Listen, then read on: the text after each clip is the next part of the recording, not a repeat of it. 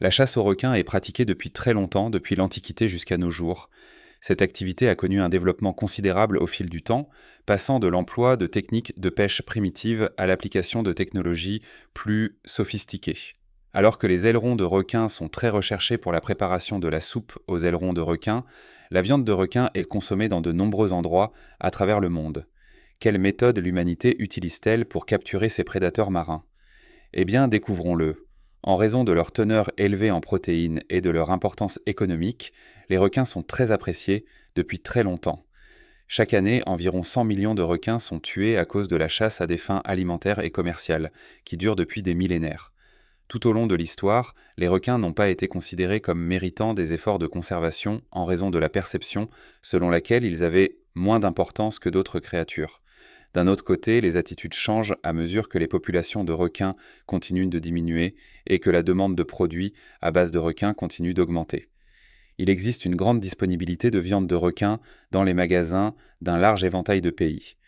Bien que les ailerons de requin soient controversés, ils sont très demandés dans toute l'Asie pour être utilisés dans la préparation de soupes coûteuses servies lors des banquets.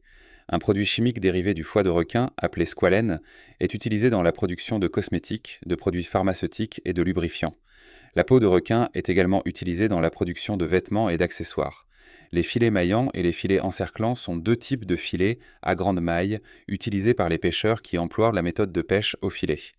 Les filets maillants sont spécialement construits dans le but de capturer du poisson.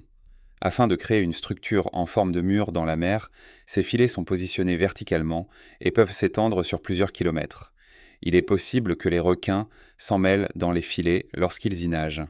La pêche aux requins est une compétence qui implique un haut niveau de force physique ainsi que des techniques de pêche complexes. Les cannes à pêche utilisées par les pêcheurs sont extrêmement durables et sont souvent fabriquées en fibre de carbone. De plus, ils utilisent des lignes de pêche capables de supporter des poids allant de 100 à 300 kg, ainsi que des hameçons spécialement destinés à se verrouiller fermement dans la mâchoire du requin. Pour réussir à ramener un requin après qu'il ait été accroché, l'opération devient une bataille physiquement exigeante qui nécessite souvent la collaboration d'au moins deux individus. Les pêcheurs utilisent une perche ou une gaffe métallique pour s'accrocher à la gueule du requin lorsque celui-ci se rapproche du bord du bateau. Cela leur permet de mieux contrôler les mouvements du requin, de le diriger et de l'empêcher de se débattre frénétiquement. Il est courant que les bateaux utilisent des appâts, tels que des petits poissons ou des abattes d'animaux, afin d'attirer les requins pendant le processus de pêche. De plus, plusieurs navires utilisent des systèmes spécialisés d'émission de son afin d'attirer les requins. Une fois capturés, les requins sont rapidement amenés sur le bateau à l'aide de treuils industriels et traités directement sur le pont. Afin de décharger leur prise, les pêcheurs ramèneront leur bateau au port une fois leur voyage de pêche terminé. Immédiatement après l'arrivée du navire, tout l'équipage collabore pour transporter les requins de la cale de stockage jusqu'au rivage. Cette procédure demande aux membres de l'équipage de coordonner leurs actions de manière synchronisée. Lorsqu'il s'agit de grands requins, qui peuvent peser des centaines de kilos, les ramener à terre est un problème de taille.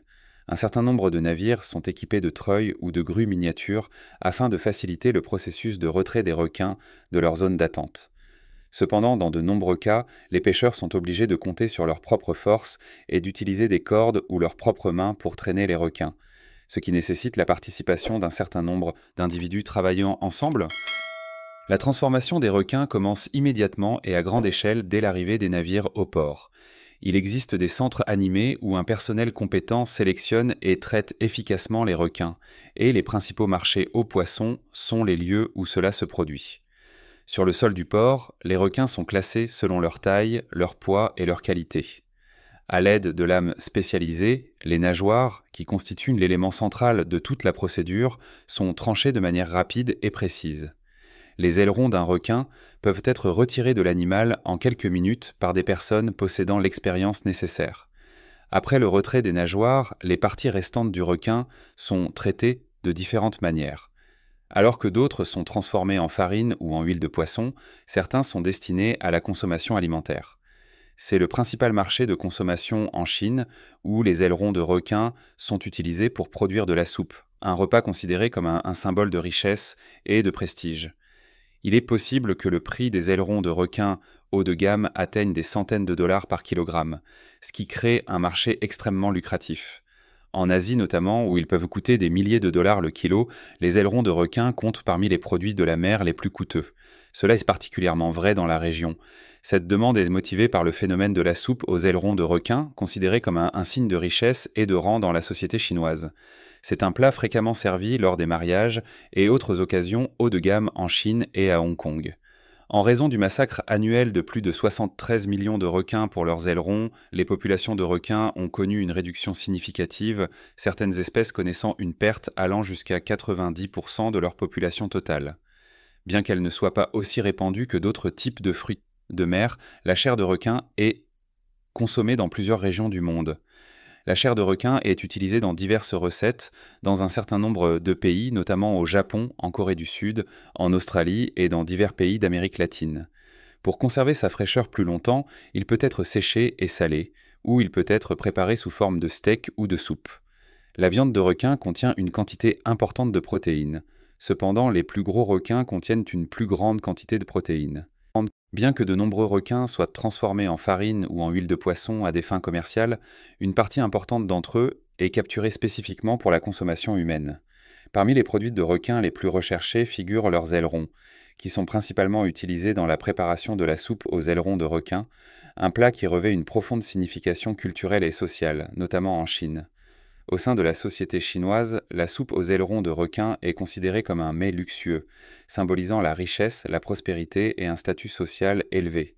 Le plat est couramment servi lors d'événements prestigieux tels que les mariages, les banquets d'affaires et autres rassemblements importants, où il est destiné à impressionner les invités et à démontrer sa richesse. En raison de leur exclusivité, les ailerons de requin de haute qualité peuvent atteindre des prix exorbitants, atteignant parfois des centaines de dollars le kilogramme sur le marché de consommation. Dans de nombreuses régions d'Asie, notamment dans des pays comme la Chine et Hong Kong, la demande d'ailerons de requin a créé une industrie très rentable. Dans certains cas, le prix des ailerons de requin de première qualité peut atteindre plusieurs milliers de dollars le kilo, ce qui en fait l'un des produits de la mer les plus chers au monde. Ce prix élevé est largement motivé par les traditions culturelles et les attentes sociales, où servir de la soupe aux ailerons de requin est souvent considéré comme un élément essentiel des célébrations extravagantes. Malgré une prise de conscience croissante des conséquences éthiques et environnementales associées au prélèvement des ailerons de requin, la demande pour ces plats reste forte dans certaines communautés, entretenant un marché lucratif qui continue de menacer les populations mondiales de requins.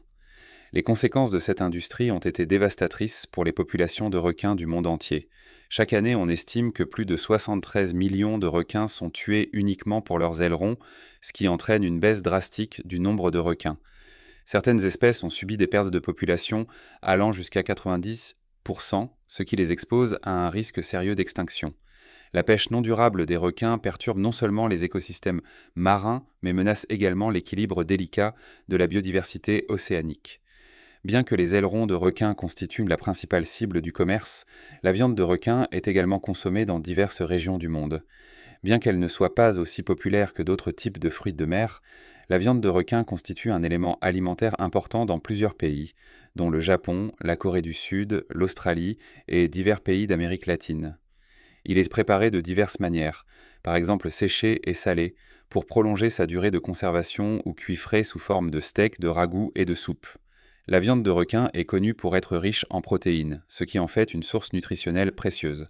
Cependant, les espèces de requins plus grandes ont tendance à accumuler des niveaux plus élevés de mercure et d'autres toxines, ce qui peut présenter des risques pour la santé des consommateurs.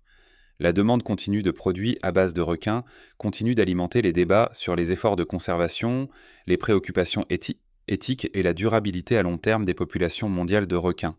Bien que certains pays aient mis en place des interdictions ou des restrictions sur le prélèvement des ailerons de requins, leur application reste un défi et le commerce noir des ailerons de requins persiste. Sans mesures de conservation plus strictes et sans une plus grande sensibilisation du public, la survie de nombreuses espèces de requins reste menacée. C'est tout pour la vidéo d'aujourd'hui. J'espère que vous avez trouvé ces informations utiles et intéressantes. Si vous avez apprécié le contenu, n'oubliez pas d'appuyer sur le bouton j'aime et de vous abonner à la chaîne pour des vidéos plus étonnantes. N'hésitez pas non plus à me faire part de vos commentaires dans les commentaires ci-dessous. J'aimerais avoir de vos nouvelles. Et n'oubliez pas d'activer la cloche de notification pour ne jamais manquer une mise à jour. Merci d'avoir regardé et à bientôt dans la prochaine.